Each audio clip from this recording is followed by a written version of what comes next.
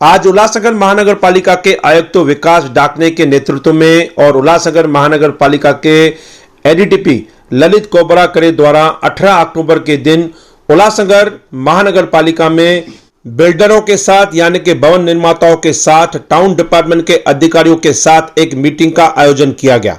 इस मीटिंग का मुख्य लक्ष्य भवन निर्माता और टीपीडी डिपार्टमेंट के बीच में हो रहे समस्याओं का निवारण मुख्य लक्ष्य था। इस पहल से भवन निर्माता काफी खुश दिखे। कई बातों पर चर्चा हुई, जैसे कि सीडी में प्रॉपर्टी एरिया ज्यादा होने के बाद भी प्रॉपर्टी कार्ड में एरिया कम दिखाई जाती है, जिससे बिल्डर को काफी नुकसान होता है। और शहर में जैसे कि रेगुलराइजेशन का काम चालू हो चुका है, प्रॉपर्टी धारकों को सीडी दी जा रही है, मगर अभी भी वह फास्ट ट्रैक पर काम नहीं हो रहा है। 6 महीने डिपार्टमेंट के द्वारा इस काम में लगाया जा रहा है, जिसकी वजह से प्रॉपर्टी धारकों को तकलीफ हो रही है। उसके बाद एक महत्वपूर्ण मुद्दों को लिया गया, जिसमें बिल्डरों द्वारा शहर में चंद ब्लैकमेलरों के बारे में जानकारी दी गई। जो ब्लैकमेलर डिपार्टमेंट के कुछ छोटे अधिकारियों के साथ मिलकर बिल्डरों को ब्लैकमेल कर रहे हैं। 10 रुपए की टिकली लगाकर राइट ऑफ इंफॉर्मेशन का सहारा लेकर बिल्डरों द्वारा पूरी जन्मपत्री डिपार्टमेंट से मांगी जाती है।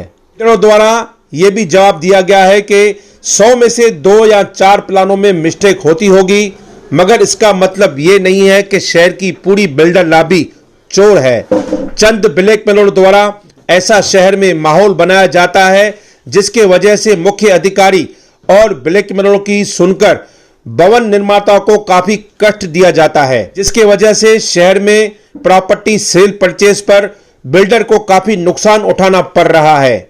आइए क्या कहते हैं इस विषय पर भवन निर्माता राजा गेमनानी और राजेश भद्रिया, इस विषय पर जानते हैं।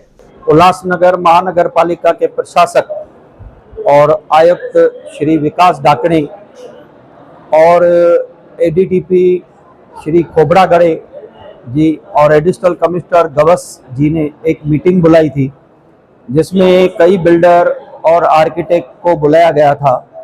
जो नई कंप्यूटराइज्ड सिस्टम कार्यान्वित की गई है, उसमें आने वाली तकलीफ़ों के बारे में और दूसरे प्रॉब्लम्स जो आर्किटेक्ट्स और बिल्डर्स फेस कर रहे हैं, उसके बारे में चर्चा की गई। तो जो बीपीएमएस सिस्टम नया लागू हुआ है, उसके बारे में जो हमारी राय थी, उसमें कहाँ कहाँ त्रुटियाँ हैं, उसको कैसे कैसे दूर करनी चाहिए, और शहर के बाकी डेवलपमेंट के मुद्दे जैसे पीएमएवाई 2.0 को लागू करना है, किस तरह से जो प्रॉपर्टियों का और शहर का विकास करना है, और डेवलपमेंट प्लान में कहाँ कहाँ गलतियां हुई हैं जिसको सुधारना है, और यूडीसीपीआर का सबसे ज़्यादा फायदा उल्लासनगर को कैसे मिले और प्लान जल्द से जल्द पास हो और बिना गलती के एक्यूरेसी से पास हो। तो इस तरह की हमने अपने सुझाव उनको दिए। आज उल्लासनगर महानगर पालिका में माननीय आयुक्त साहब ने और हमारे टाउन प्लानिंग के एडीटीपी साहब ने एक मीटिंग अरेंज की थी, जिसमें सारे उल्लासनगर के बिल्डर और आर्किटेक्ट और जो परवाना धारक इंजीनियर हैं, उन्होंने मीटिंग में सबको बुलाया था। उसमें एक विषय ऐसा था कि बीपीएमसी में जो ऑनलाइन प्रक्रिया में आपको क्या प्रॉब्लम्स आ रहे हैं, उसमें क्या क्या प्रॉब्लम हम सॉल्व कर सकते हैं, उसके बारे में एक मीटिंग रखा गया था। लेकिन सिर्फ हमारे बिल्डर्स को और हमारे आर्किटेक्ट वगैरह को ये प्रॉब्लम नहीं थे, हमारे पास बहुत सारे दूसरे प्रॉब्लम्स थे जो हमने कमिश्नर साहब के सामने रखे, जिसमें सबसे बड़ा प्रॉब्लम ये था कि जब हम प्लान डालते हैं और इतना करोड़ों रुपया खर्चा करके उल्लासनगर के शहर को विकास की ओर लेके जाते हैं, और बिल्डर लॉबी और बाकी के सब हमारे जो इंडस्ट्री है कंस्ट्रक्शन की, उससे 100 करोड़ रुपए के आसपास महानगर पालिका को और सेंट्रल गवर्नमेंट और स्टेट गवर्नमेंट को टैक्स के रूप में जाता है, उससे शहर का विकास होता है। लेकिन कुछ अधिकारी हो या कुछ यहाँ के कंप्लेनर्स हो, वो कंप्लेन करके शहर के में एक ऐसा वातावरण खड़ा करते हैं कि पूरा शहर इलीगल है, पूरे शहर में भ्रष्टाचार हो रहा है, पूरे शहर के प्लान गलत पास हुए हैं, 100% ही बिल्डिंगें गलत बन रही है, जिससे हमारे शहर का माहौल खराब हो रहा है। हमारे पास शहर में जो फ्लैट परचेसर है या दुकान परचेसर है वो लोग नहीं आ रहे, वो लोग सारे लोग कल्याण, अमरनाथ और बदलापुर की तरफ जा रहे हैं और हमारा शहर का जो बिजनेस है वो खत्म होते जा रहा है, क्योंकि उल्लासनगर के अंदर कंप्लेनर का इतना ज़्यादा प्रभाव है कि अधिकारी भी उनसे आप लोग डरते हो।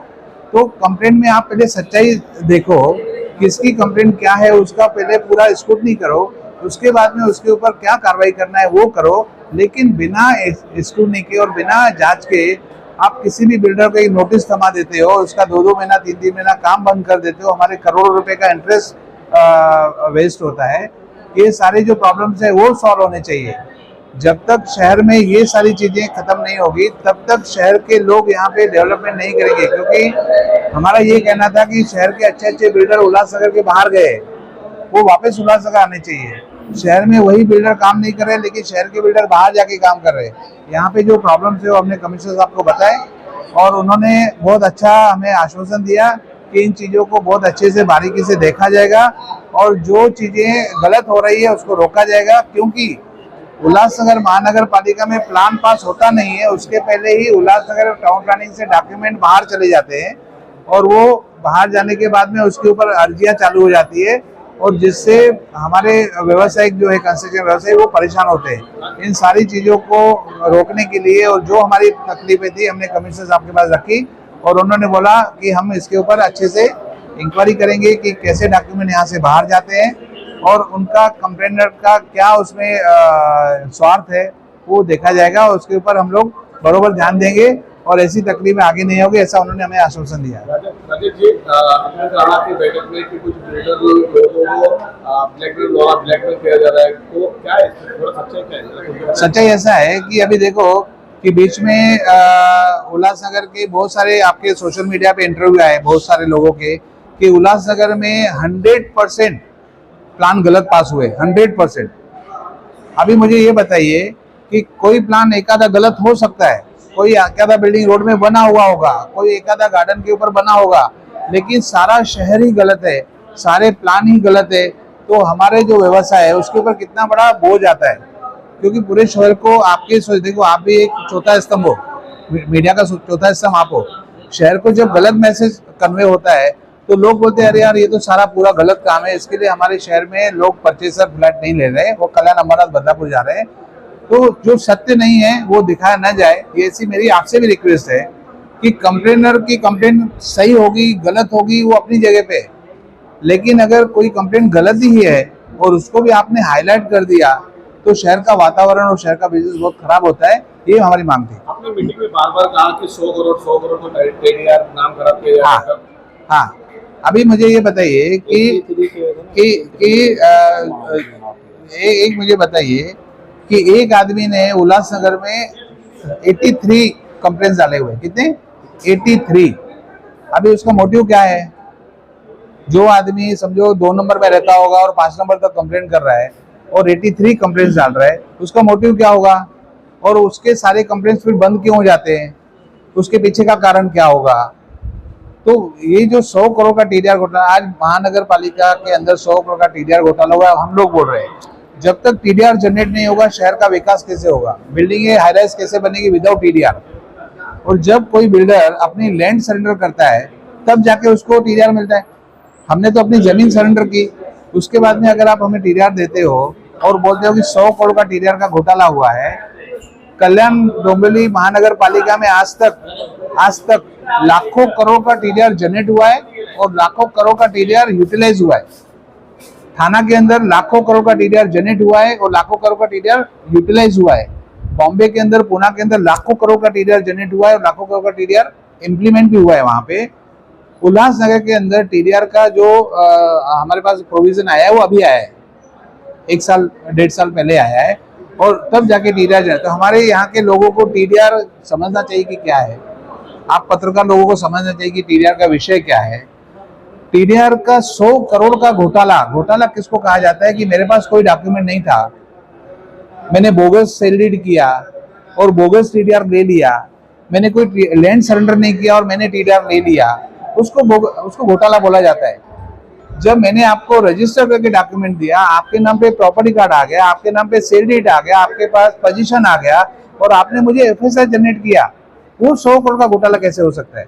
ये आप लोगों को अच्छे से उसके ऊपर भी देखना चाहिए कि हम शहर के अंदर सोशल मीडिया की तरफ से क्या मैसेज कन्वे कर रहे हैं पब्लिक को, और पब्लिक उसमें कितना तकलीफ में आ रही है और बिल्डर लोग कितने तकलीफ में आ रहे हैं। धन्यवाद।